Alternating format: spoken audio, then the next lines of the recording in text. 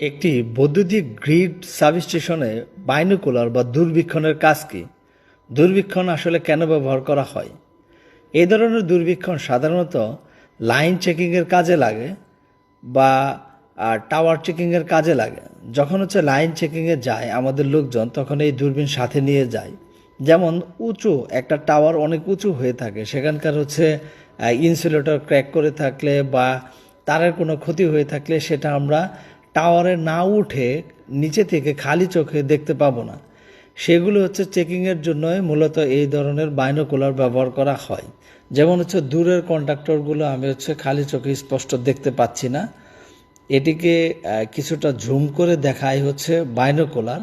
আমি আপনাদেরকে একটি ট্রান্সমিশন লাইনের টাওয়ারই দেখাচ্ছি। এটা খালি চোখে বা ক্যামেরার চোখে এরকম দূর থেকে।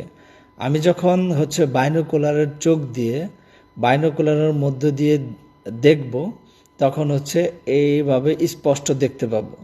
বাইরে গুড়ি গুড়ি বৃষ্টি থাকার কারণে বৃষ্টির ফোঁটা লেন্সের মধ্যে পড়ে গেছে, এ কারণে একটু ঘোলা আসতেছে। কিন্তু জিনিসটা খুব কাছে থেকে আমি স্পষ্টভাবে চোখ দিয়ে দেখতে পাওয়ার জন্যই এই ধরনের বাইনোকুলার ট্রান্সমিশন লাইনের চেকিংয়ের জন্য ব্যবহার করা হয়। আর খালি চোখে বা বাইনোকুলার যখন সরিয়ে নিলাম এরকম দেখতে।